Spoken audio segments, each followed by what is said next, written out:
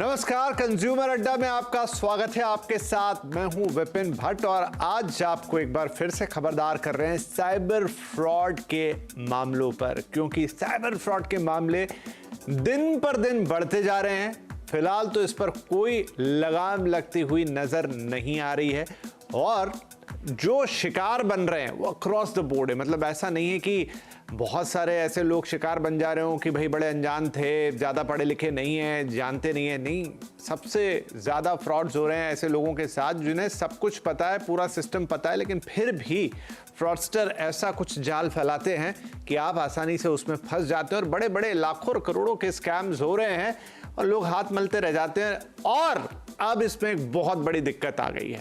बड़ी दिक्कत ये आ गई कि अभी तक तो जामताड़ा, मेवात ऐसे सेंटर्स थे हिंदुस्तान में जहां से ये साइबर फ्रॉड को अंजाम दिया जा रहा था। भारत की धरती से ही पकड़ पाना आसान था, ट्रेस करना आसान था, लेकिन अब एक रिपोर्ट के मुताबिक करीब 46% यानी 50% ही हो गया, आधे से ज्यादा इस तरह के फ्रॉड विदेशी धरती से अंजाम दिए जा रहे हैं और एक बाकायदा पूरा सिंडिकेट बनाकर एक पूरा ऑर्गेनाइज क्राइम के तौर पर इसे अंजाम दिया जा रहा है, वो भी भारतीय लोगों का इस्तेमाल करके। कैसे आपको बताते हैं, देखिए, साउथ ईस्ट एशिया बना साइबर फ्रॉड का अड्डा। साउथ ईस्ट एशियन कंट्रीज में धड़ल्ले से ऐसे साइबर फ्रॉड के अड्डे चल रहे हैं। 46% मामले जो हैं वो साउथ ईस्ट एशियाई देशों से आ रहे हैं। C14 की रिपोर्ट है जिसमें ये बताया गया है। तो ऑलमोस्ट आधे से ज्यादा मामले भारत की धरती के बाहर से ऑपरेट हो रहे हैं। कंबोडिया, म्यांमार, लाओस ऐसे देशों के नाम सामने आ रहे हैं जहां पर ये बड़े बड़े फ्रॉड के सेंटर चलाए जा रहे हैं। संगठित साइबर ठगों के निशाने पर हैं भारतीय। और भारत इतना विशाल देश जहां पर इस वक्त डिजिटल ट्रांजैक्शन या ऑनलाइन बैंकिंग पूरी दुनिया के मुकाबले बहुत बेहतर हो गई है, लेकिन उसका एक फ्लिप साइड भी है। और आबादी भी इतनी बड़ी है कि बहुत सारे लोग हैं, बड़े शिकार बनाए जा सकते हैं और यही साइबर ठगों को लालच देता है भारत के ही लोगों को। अच्छा देखिए, मोडस ऑपरेंडी भी देखिए। अब चूंकि साइबर ठगी करनी है किसके साथ? भारतीयों के साथ। आपकी लैंग्वेज बोलने वाला चाहिए, आपसे बात करने वाला चाहिए, तो भारतीय लोगों को ही भारत से रिक्रूट किया जा रहा है। यहां से लालच देकर उनको फंसाकर विदेशी धरती पर ले जा रहे हैं और किसी ना किसी तरीके से उनको झांसा देकर, जैसे नौकरी का झांसा देकर विदेश बुला लिया और वहां पर काम क्या करवाते हैं आपसे? साइबर ठगी का, ताकि यहां पे जो आदमी सुन रहा है उसको लगे कि हाँ, तो ये तो या तो देश के अंदर से ही कॉल है या कोई भारतीय बोल रहा है, तो कुछ दिमाग में ऐसा आएगा ही नहीं, आप उस पर भरोसा कर लेंगे। तो नया मॉडस ऑपरेंडी है। तो अब जनाब बात यह है कि ये साइबर ठग जैसे जैसे जितने जितने नए नए पैतरे अपनाते हैं या जितना चालाक बनने की कोशिश करते हैं, इसका तरीका एक ही बचने का कि हम आपको उतना ही सावधान करें, आप उतने ही सजग रहें। ये सबसे बड़ा उपाय है। इसीलिए वक्त वक्त पर जब भी कोई नई चीज आती है, जब भी कोई नई रिपोर्ट आती है, नया खुलासा होता है, हम सबसे पहले आपको बताते हैं। आज भी इसी सिलसिले को कायम रखेंगे, क्योंकि अवेयरनेस ही एकमात्र ऐसी चीज है जो आपको साइबर ठगी से बचाएगी। तो साइबर अपराध के मामले में अब किस तरीके से ये सब कुछ हो रहा है, इसको थोड़ा हम और समझेंगे। आज हमारे साथ कार्यक्रम में शामिल हो रहे हैं सिबिल के साइबर एक्सपर्ट दीपेश कौर साहब, code snag and cyber lawyer के फाउंडर मिहिर गुप्ता जी और ग्लोबल हंट के MD सुनील गोयल साहब। आप सभी का बहुत बहुत स्वागत है। तो दीपेश, आपसे ही शुरुआत करता हूं मैं। अभी तक ये था कि जामताड़ा का नाम आ गया, मेवात का नाम आ गया, और भी छोटे मोटे सेंटर्स थे भारत में। जामताड़ा तो थोड़ा ग्लैमराइज ज़्यादा हो गया, लेकिन भारत के सीमाओं के अंदर ही ये ठगी हो रही थी। लेकिन अब जो C14 की रिपोर्ट कह रही 46%, मतलब almost half of the crime वो भारत की बॉर्डर के बाहर से होने लगा। ये कितनी बड़ी चिंता की बात है।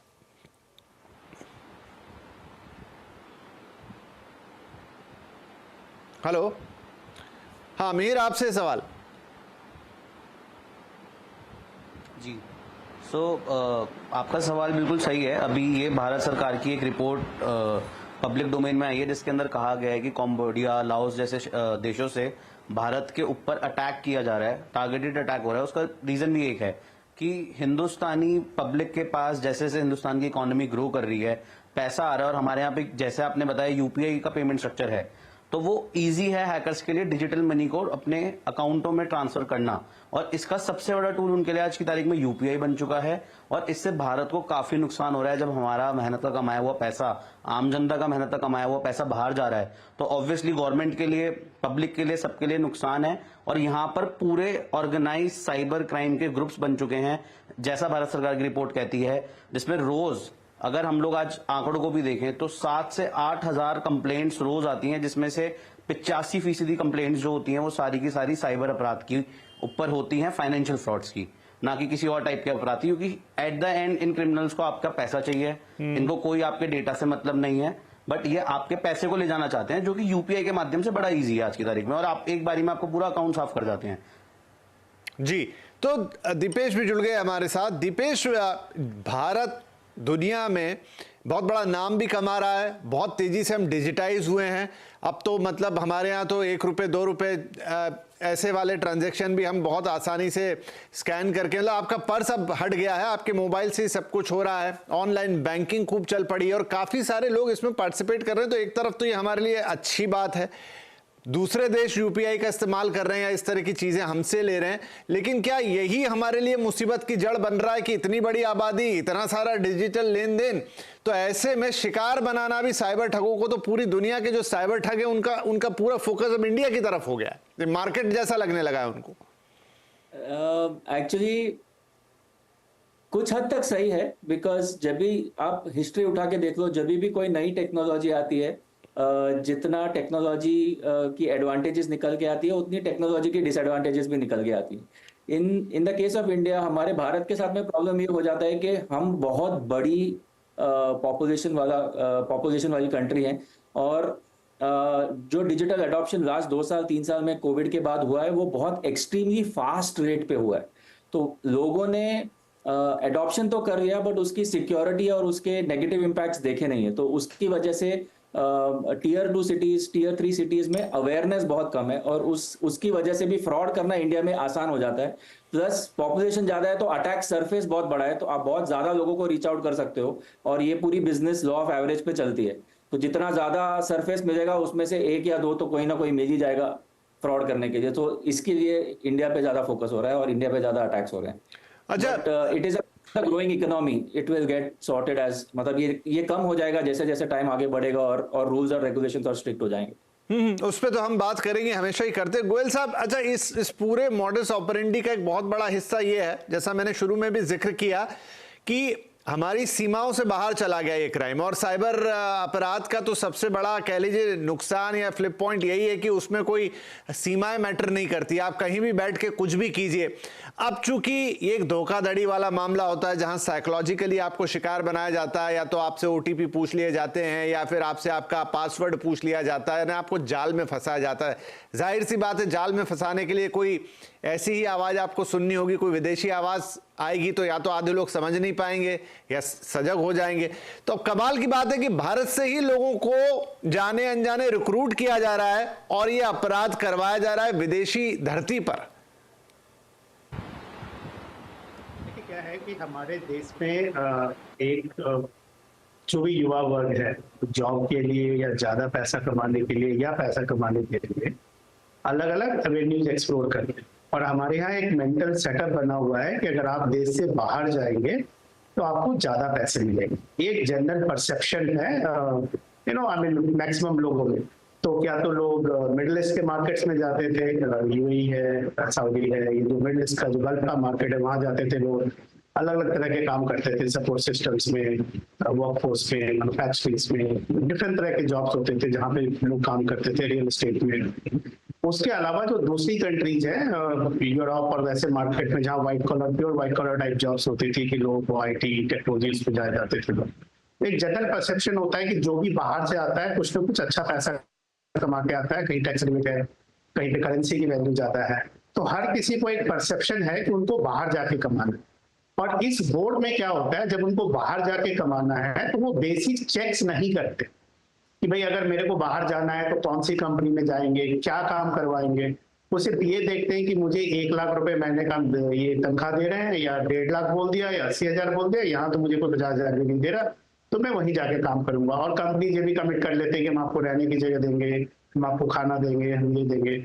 और जब लोग वहां पे जाते हैं तो जो इस तरह के, जो एक ऑर्गेनाइज क्राइम बोलते हैं, जो इस तरह के ऑर्गेनाइज क्राइम है जहाँ पे कि ऑर्गेनाइजेशंस बना के 200, 400, 500 लोगों को नौकरी देके एक सिस्टम बना के बिल्ड करके ऑर्गेनाइज क्राइम करते हैं, जहाँ पे कि वो ये देखते हैं कि कहाँ के लोगों को, कहाँ के रीजन्स को बेवकूफ बनाया जा सकता है। अभी जैसे अब कंबोडिया की बात कर रहे हैं, अलग अलग जो न्यू इनपुट्स आए हैं उसके पीछे देखे, तो हमारे साउथ इंडिया के काफी सारे लोग गए हैं, तो वहां से रिक्रूट भी उतने ही होते हैं कि जो तमिल बोल सके, तेलुगु बोल सके, कन्नड़ बोल सके, अलग अलग तरह की मलयालम बोल सके, वहां की लैंग्वेज बोल सके, और वहां के लोगों को किसी न किसी ट्रैप में ले सके। और उसके दो तरीके होते हैं ट्रैप में लेने के, एक या तो लालच देके ट्रैप में लेंगे कि आपको ये लॉटरी निकल गई है या आपका बेनिफिट होना है, ये जमा दे दीजिए, और दूसरा होता है डरा धमका, या तो लालच से या डर से, या डराते ऐसे हैं कि आपका कुछ न कुछ, आपने कुछ एंटी क्रिमिनल कुछ मंगा लिया आपने, उसमें आपको पैसे देने पड़ेंगे, पार्सल चेक करना पड़ेगा, अलग अलग तरह के ये कॉन्सेप्ट बनाते हैं हमेशा। कभी कोई एक आपके जानने वाले की तरफ फोन करके उससे बोलते हैं कि हमारा पैसा कहीं पे लेना है, आप मेरे को मेरे अकाउंट में डाल, अपने अकाउंट में ले लो, फिर मेरे अकाउंट में दे देना, कुछ ना कुछ करके आपसे इंफॉर्मेशन निकालने की कोशिश करते हैं। तो अगर आप मेरे स्पेसिफिक पूछेंगे कि ये जॉब का प्रलोभन देके या लालच देके जो लोगों को ले जाते हैं और ऐसे काम कराते हैं, तो मेरे से पूछेंगे शायद 90, 95 या 98% तक लोगों को ये पता ही नहीं होता कि वो काम क्या करने जा रहे हैं। उनको सिर्फ ये होता है कि यार मुझे 1,80,000, 1,50,000 की जॉब मिल गई है, यहाँ तो मुझे जॉब मिल नहीं रही है, मैं वहां जाता हूँ। और विदेश का मतलब होता है कि सारी दुनिया ग्रीन, सब सारे तो लोग वही देखते हैं। ये अपने आप में एक अलग ही समस्या। अब इसको सरकार कैसे टेकल करेगी, क्योंकि जॉब वाले फ्रॉड्स और भी होते हैं, लेकिन यहां तो जॉब वाले फ्रॉड में इसलिए ले जाया जा रहा है कि आपसे वहां जाके फ्रॉड कराया जाए, तो ये तो अपने आप में और विकट समस्या होगी। समाधान क्या होगा, मैं आऊंगा उसके लिए आपके पास भी माहिर। लेकिन मुझे बताइए कि क्या जब भारतीय धरती पे साइबर क्राइम होता है, उसके मुकाबले जब ये विदेशी धरती से ऑपरेट हो रहा है, तो धर पकड़ में या फिर मतलब पैसों की रिकवरी में या उसको दबोचने में ज्यादा दिक्कतें हैं, या ये असंभव है क्योंकि आप कर नहीं सकते अपनी सीमाओं के बाहर जाके एकदम इतना बड़ा एक्शन?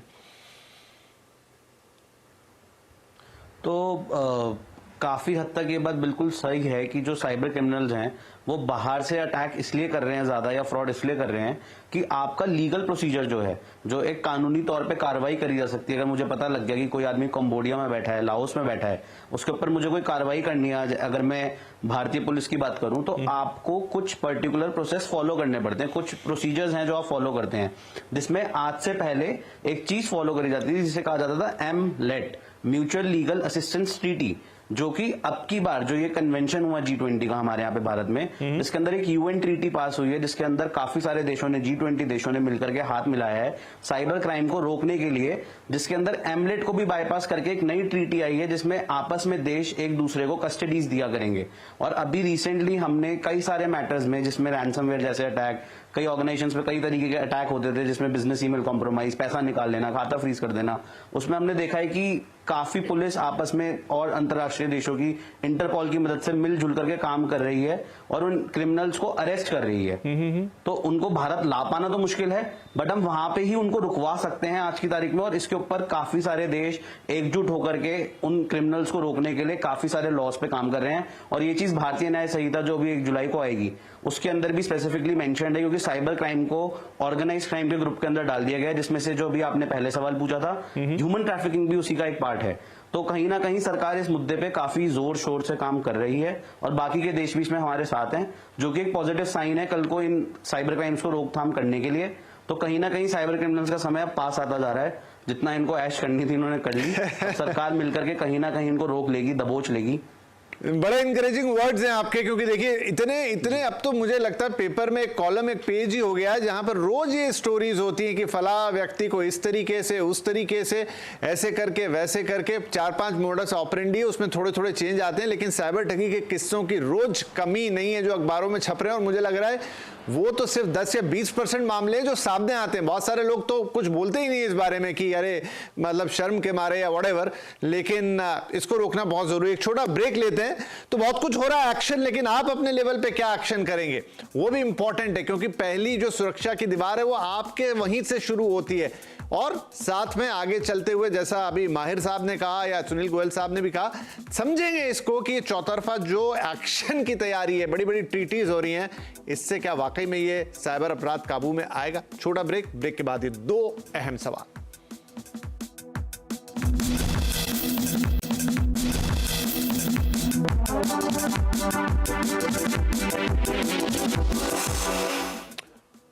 Welcome back. आज हम बात कर रहे हैं साइबर फ्रॉड के फॉरेन कनेक्शन की, क्योंकि 14C जो कि भारत की साइबर कंट्रोल इंटेलिजेंस एजेंसी है, उसकी ताज़ा रिपोर्ट के मुताबिक ऑलमोस्ट 46% साइबर अपराध अब देश की सीमाओं के बाहर से अंजाम दिए जा रहे हैं। मतलब जहां पर रोकथाम धरपकड़ थोड़ा आसान नहीं है, और साथ ही अंजाम कैसे दिए जा रहे हैं कि भारत से ही लोगों को झांसा देकर बुलाया जाता है और उनसे साइबर फ्रॉड कराए जाते हैं। लेकिन खैर, उनकी मोडस ऑपरेंडी जो भी हो, लेकिन आपकी मोडस ऑपरेंडी क्या होगी कि आप इनसे बच पाएं।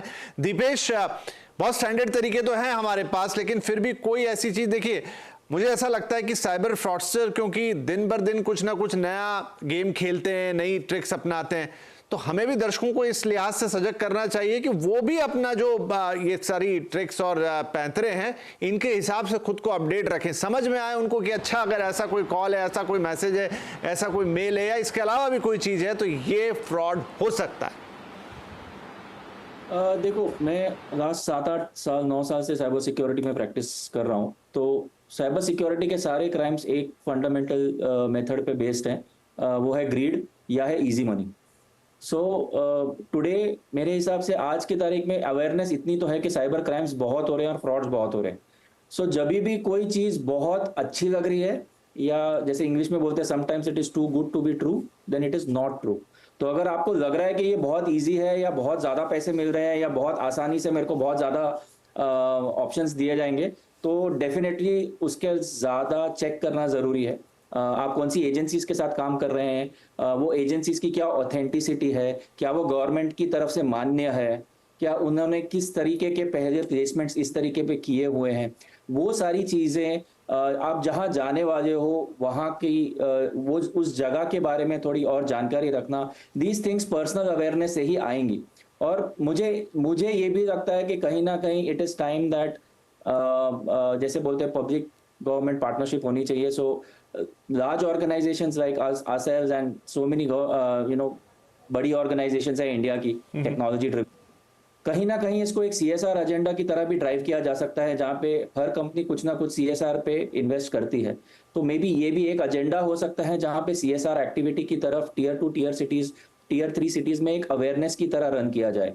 और मुझे ऐसा भी लगता है कि लोकल पुलिस फोर्सेस है हर कंट्री की, नॉट ओनली इंडिया, उनको एक साइबर अवेयरनेस देना जरूरी है, बिकॉज वो एक अलग टाइप के क्राइम को हमेशा से हैंडल करते आए हैं। तो ये अब जो ह्यूमन ट्रैफिकिंग वाला जो क्राइम शुरू हुआ है, ये एक बहुत अलग डायमेंशन है। तो इसमें डेफिनेटली लोकल पुलिस की इन्वॉल्वमेंट लगेगी, चाहे वो किसी भी देश में हो। तो लोकल पुलिस को भी इस तरीके से इन चीज़ों को कैसे डिटेक्ट किया जाए, या इसमें डाउट एलिमेंट कौन सा है जिसकी वजह से चेकिंग ज़्यादा होनी चाहिए, इन चीज़ों के ऊपर थोड़ा अवेयरनेस काम करेंगे तो आई एम श्योर ये बहुत जल्दी ब्लॉक किया जा सकता है। राइट सुनील जी, क्विकली, क्योंकि इसमें एक बहुत बड़ा ह्यूमन ट्रैफिकिंग का भी पार्ट है, बहुत सारे लोग झांसे में फंस जाते हैं, तो उनके लिए क्या सलाह है कि कोई भी नौकरी वगैरह या विदेश में नौकरी का लालच, जो थोड़े से मिड लेवल या उससे नीचे की नौकरियों के लिए जाते हैं, क्या उनको ध्यान रखना चाहिए? देखिए, मुझे लगता है कि देश और विदेश दोनों के लिए, हम देश में भी फ्रॉड सुनते हैं कि लोग पैसे ले लेते हैं किसी मिनिस्ट्री में जॉब दिलाने के लिए, अलग अलग टाइम पे अलग अलग पैटर्न निकल के आता है। एक चीज सबसे आसान कि कोई भी चीज जो अगर आपको बहुत इजी मनी पे ऑफर कर रहा है कोई भी, या कोई पहले पैसे ले रहा है आपसे किसी चीज के, वहां कुछ ना कुछ सस्पिशियस है, वो देखिए। नंबर 2 में आज के डेट में इंटरनेट वर्ल्ड पे मुझे लग रहा है 99% चीजें अवेलेबल है। हम अभी करंट ईयर कल की आज की बात करें, कंबोडिया के केस की, आप YouTube और Google पे मारिए, आपको 1 साल से स्टडीज आ रही है कि वहां पे किस तरह से ये ऑर्गेनाइज फ्रॉड हो रहा है। तो अगर कोई भी बच्चा अगर जाता है उसमें बिना सर्च किए हुए वो करके, तो मुझे लगता है इतना तो डिजिटल अवेयरनेस हो रखे आज के डेट में सबके पास स्मार्टफोन है, बेसिक सर्च जरूर करें कि इस रिलेटेड जॉब पे गूगल करें, यूट्यूब करें, कुछ और करें, कुछ लोग गए उनसे बात करें, कनेक्ट करें, मतलब जितने लोगों से आप कनेक्ट करेंगे, अगर अच्छा होगा तो आपको अच्छाई आ जाएगी सामने, अगर आपको डाउट हो रहा है, और अच्छा नहीं होगा तो वो भी सामने आ जाएगा। और थोड़ा हमेशा सस्पिशियस रहे किसी चीज को लेके, क्योंकि सस्पिशियस रहने में कोई बुराई नहीं है, थोड़ा सस्पिशियस रहे अपनी क्लैरिटी को लेके। नंबर 2 में अगर आप कभी भी ट्रैवल करते हैं तो टर्म्स कंडीशंस को जरूर देखें। कहीं बाहर जाते हैं तो कोई भी आपका अगर ये बोलता है मैं आपका पासपोर्ट रखूंगा 1 महीने के लिए, 15 दिन के लिए, 1 हफ्ते के लिए, अपने कुछ इंपॉर्टेंट डॉक्यूमेंट किसी भी कीमत पे नहीं देने हैं। ओके, सबसे इंपॉर्टेंट चीजें कहीं भी अगर आप जाते हैं और पहले जॉब क्या है, क्या मार्केट है, कौन कस्टमर है, क्या प्रोडक्ट है, क्या सर्विसेज है, आप क्या करवाओगे मेरे से, एग्जिस्टिंग लोगों से बात कराओ। ये कुछ छोटी छोटी चीजें हैं जो कि आज के इंटरनेट वर्ल्ड में कोई मुश्किल नहीं है किसी के बारे में कुछ, मतलब बस अवेयरनेस हो तो उसको ट्रैक करने में कोई प्रॉब्लम नहीं है आजकल जिस टेक्नोलॉजिकल एज में हम हैं। एट लास्ट माहिर मुझे बताइए, ये बड़ा इंपॉर्टेंट है क्योंकि अभी भी बहुत सारे लोगों को पता नहीं है ये बात कि कुछ भी इस तरह की घटना आपके साथ घटती है तो सबसे क्विक या सबसे तेज आप इसको कहां रिपोर्ट कर सकते हैं, या कौन सी जगह सबसे सही होगी जहां आपकी घटना को तुरंत रजिस्टर किया जाएगा, रिकॉग्नाइज किया जाएगा और उम्मीद बंधेगी कि कोई रेमेडी मिलेगी? बिल्कुल।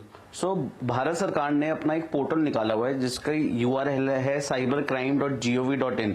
ये जो अभी I4C है, Indian cyber crime coordination centre, इसके थ्रू ऑपरेट करा जाता है। ये पूरे भारत के लिए एक ही URL है और एक नंबर है 1930। ये 1930 नंबर सब लोग अपने पास लिख सकते हैं, जिसपे आप जैसे ही फोन मिलेंगे, टोल फ्री नंबर है, आपको वहां से सहायता मिलेगी। वो एक कंप्लेंट दर्ज होगी ऑनलाइन पोर्टल पे, जो कि आपके नियरेस्ट पुलिस स्टेशन पे चली जाएगी। आपको IO अपॉइंट हो जाएगा और आप उस IO से जाकर के फिर सारे फैक्ट्स डिस्कस कर सकते हैं अपने अपराध से रिलेटेड, और वहां से आपको सरकारी मदद मिलेगी। तो सबसे ईजी, सबसे बेस्ट और सबसे ज्यादा एक मैं बोलूं रिलायबल सोर्स जो है इस पूरी प्रोसीजर का, वो cybercrime.gov.in है, जिसपे जाकर के इवन आप अपराधों को भी देख सकते हैं, जिसके बारे में लिखा हुआ है कि आपके साथ किस टाइप का अपराध हुआ है। आपके साथ ह्यूमन ट्रैफिकिंग से रिलेटेड कुछ हुआ है, आपके साथ UPI पेमेंट फ्रॉड हुआ है, किसी भी टाइप का अपराध हुआ है, आप वहां पे जाइए। वहां पे अलग अलग क्लासिफिकेशन है सारे अपराधों की, आप जाकर के मेंशन करके वहां पे कंप्लेंट दर्ज कराइए। वही एक सबसे रिलायबल सोर्स है। इसके अंदर भी आजकल कुछ हैकर्स ने नकली लिंक बना रखे हैं, तो आपको ध्यान रखना है जो आपका URL है उसके आखिर में .gov.in होना चाहिए, जो कि एक सरकार का URL का एक मार्क है जो आपको दिमाग में रखना चाहिए कि वो URL ही सरकार का है। अगर उस पर .gov.in नहीं है तो आप उस वेबसाइट पे बिल्कुल भी अपनी कंप्लेंट मत डालिएगा, क्योंकि आपको फिर साइबर क्रिमिनल पुलिस वाले बनके डिजिटल अरेस्ट कर लेंगे, कुछ और आगे प्रोसीजर चल जाएगा, तो वो एक नई साइबर अपराध की चेन चालू हो जाएगी।